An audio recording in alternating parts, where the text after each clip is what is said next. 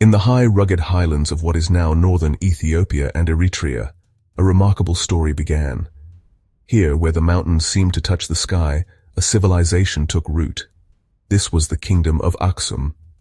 It emerged around the 1st century AD, a time when great empires dominated the world. Rome was at its peak. Han China was a powerful force in the east. And here in Africa, Aksum began its own incredible journey. It was a kingdom shaped by its dramatic landscape. The fertile plateaus provided food for its people. The deep valleys carved by ancient rivers created natural defenses. And its proximity to the Red Sea opened a door to the wider world, a world it would soon connect in extraordinary ways. This was not a land of gentle rolling hills. It was a place of immense scale and breathtaking beauty. The Ethiopian highlands are a vast, dissected plateau, often called the roof of Africa. Life here has always been a challenge, requiring strength and ingenuity. The people of Aksum learned to terrace the steep slopes for farming, a technique still seen today. They harnessed the seasonal rains to grow crops like teff, a grain that became a staple of their diet. Every great civilization has a secret to its success. For Aksum, the secret lay in its unique position. It stood at a geographical crossroads, a meeting point of immense strategic importance. To the south lay the vast interior of Africa, a land rich in precious resources. There was gold, ivory, and exotic animal skins, all highly prized in the markets of the ancient world. To the east, across the narrow strait of the Red Sea, lay the Arabian Peninsula, a source of fragrant incense like frankincense and myrrh. These were not just pleasant smells, they were essential commodities used in religious ceremonies and medicine across the Roman and Persian empires. Aksum was perfectly placed to control the flow of these valuable goods. The kingdom's location gave it access to two worlds. On one hand, it had deep roots in the African continent. Its people were skilled farmers and herders, adapted to the highland environment. They mined the earth for its riches and hunted in the vast savannas. On the other hand, its proximity to the Red Sea made it a key player in the maritime trade that flourished between the Mediterranean and the Indian Ocean. An empire is not built by geography alone. It requires strong leaders, individuals with vision and ambition.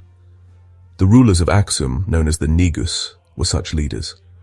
They were powerful monarchs who presented themselves as kings of kings, rulers over many smaller kingdoms and peoples.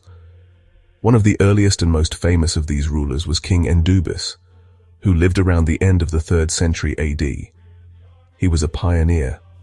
He was the first Aksumite king to mint his own coins, a bold statement of sovereignty and economic power. The power of the Aksumite kings was displayed not just on their coins, but in the very landscape itself. They were prolific builders, architects of an astonishing and unique civilization. Their most famous creations are the giant stelae, or obelisks, that they erected in their capital city, Aksum. These are not simple stone markers. They are colossal monuments, carved from single blocks of granite, some soaring over 20 meters into the sky. The largest of them, the Great Stele, would have stood over 33 meters tall and weighed more than 500 tons. It was the largest single piece of stone ever quarried and erected in the ancient world. Though it fell long ago, its remains still inspire awe. These stelae were not just feats of engineering, they were powerful symbols. Carved to resemble multi-story buildings, complete with false doors and windows, they are thought to be markers for the underground tombs of the Aksumite royalty. Beyond the stelae, the Aksumites built impressive palaces and elite residences. Aksum was the heart of a vibrant, pulsating network of exchange. It was a global crossroads before the term globalization even existed. Imagine its main port, Adulis, on the Red Sea coast. The docks would have been a kaleidoscope of sights, sounds, and smells. Ships with sails full of the monsoon winds would arrive from distant lands. Roman merchants in their woolen togas would haggle with Aksumite traders dressed in fine cotton. Sailors from India and Arabia would unload precious cargoes of spices, silk, and gemstones. From the African interior, long caravans of camels and mules, guided by Aksumite guards, would bring forth ivory, rhinoceros horn, tortoise shells, and most importantly, gold. The reach of this network was truly staggering. Aksumite coins and pottery have been discovered in archaeological sites across the Mediterranean, throughout the Arabian Peninsula, and as far east as India and Sri Lanka. This physical evidence confirms what ancient texts, like the Periplus of the Erythraean Sea, tell us. This Greek maritime guide, written in the 1st century AD, describes Adulis as a bustling port, a key market for goods from the interior. This trade was not simply a one-way flow of resources out of Africa. It was a dynamic exchange that brought new goods, ideas, and technologies into the Aksumite kingdom. The elite of Aksum enjoyed the luxuries of the Roman world. For centuries, the people of Aksum worshipped a pantheon of gods. Their religion was polytheistic, with deities that shared similarities with those of southern Arabia. The crescent and disc symbol, representing a moon god, appeared on their early coins. The great stelae were monuments to this pre-Christian faith, tied to the veneration of their ancestors and the power of their divine kings. Their beliefs were deeply woven into the fabric of their society, guiding their rituals, their art, and their understanding of the world. But in the 4th century AD, a profound change began to sweep through the kingdom. This change arrived not with an army, but in the person of a young man named Frumentius. According to tradition, Frumentius was a Syrian Christian from Tyre, who, along with his brother, was shipwrecked on the Red Sea coast.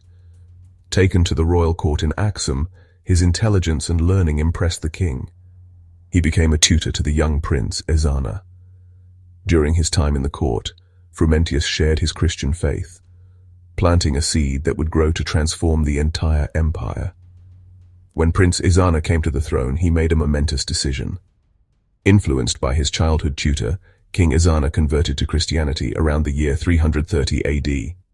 This was a pivotal moment in Aksumite and, indeed, world history.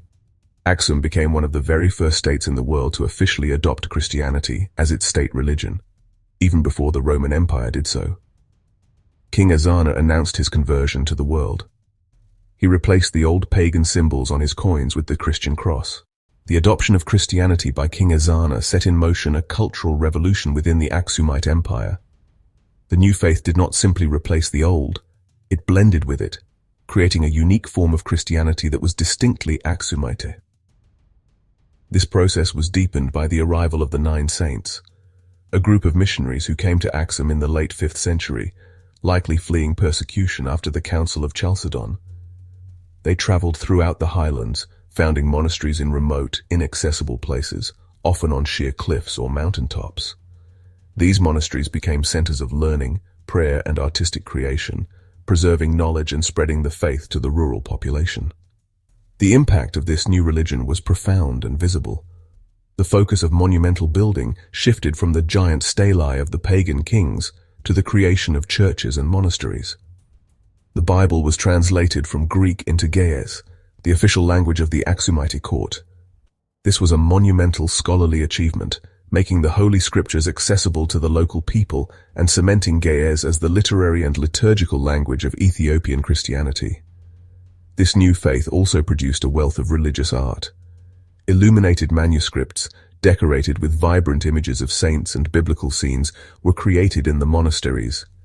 These manuscripts are some of the earliest surviving examples of Christian art from Africa. Even the mightiest empires cannot last forever. For Aksum, the winds of change began to blow in the 7th century. The rise of Islam and the rapid Arab conquests dramatically reshaped the world around it. The southern shores of the Mediterranean and the entire Red Sea coastline, once controlled by the Byzantine Empire and its allies, fell under the control of the new Islamic caliphates. Aksum's primary trade routes, the very source of its wealth and power, were now controlled by a rival power.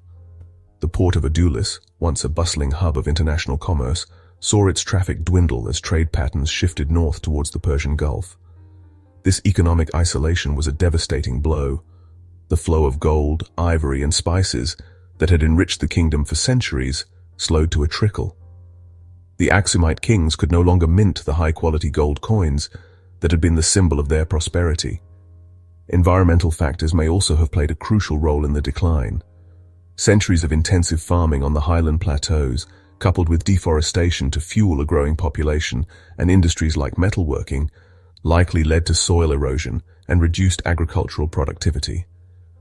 Climate change, perhaps a period of decreased rainfall, could have made farming more difficult and led to food shortages.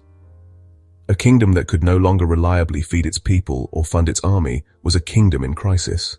There are stories of a destructive invasion led by a mysterious figure known as Queen Gudit, who is said to have laid waste to Aksum, burning its churches and destroying its monuments. While the historical details are debated, these legends speak to a period of intense turmoil and violence. By the 10th century, the great Aksumite Empire was no more. Its capital city was largely abandoned, and power shifted south to a new dynasty. The Golden Age had come to an end. Though the Aksumite Empire fell, its spirit did not vanish. It left behind an inheritance of immense power and significance, a legacy that echoes through the centuries and continues to shape the identity of Ethiopia today. Perhaps the most visible legacy is religious. The Ethiopian Orthodox Tewahedo Church, one of the oldest Christian churches in the world, is a direct descendant of the church established in Aksum. Its unique traditions, its ancient liturgical language of Ge'ez, and its incredible rock-hewn churches are all part of a continuous history that began with King Ezana's conversion more than 1,600 years ago. The political legacy is also profound. The rulers of later Ethiopian dynasties, like the Zagwe and the Solomonic line, saw themselves as the heirs of Aksum. They claimed legitimacy by tracing their lineage back to the Aksumite kings. The physical remains of the empire are a powerful reminder of its greatness. The silent, towering stelae in the city of Aksum, the ruins of its palaces, and the underground tombs are now a UNESCO World Heritage Site, attracting visitors and scholars from all over the world. The story of Aksum is more than just a chapter in African history. It is a vital part of the story of our world. For too long, the history of Africa has been overlooked or marginalized. The tale of Aksum powerfully refutes the old mistaken idea that Africa had no great civilizations before the arrival of Europeans. Here was a kingdom that was a contemporary of Rome, a major player on the world stage, a center of technological innovation, international trade, and profound cultural achievement. It demonstrates the incredible dynamism and creativity of ancient African societies. In the end, the Kingdom of Aksum is an inspirational story of what can be achieved. It is a tale of a people who harnessed a challenging environment, built a powerful state, and created a unique and lasting civilization. It reminds us that great empires can rise in any part of the world, and that history is full of incredible stories waiting to be told. By learning about Aksum, we gain a richer, more complete understanding of our shared human past. We see a kingdom that was truly African, yet profoundly global, whose echoes in stone and spirit continue to resonate with us today.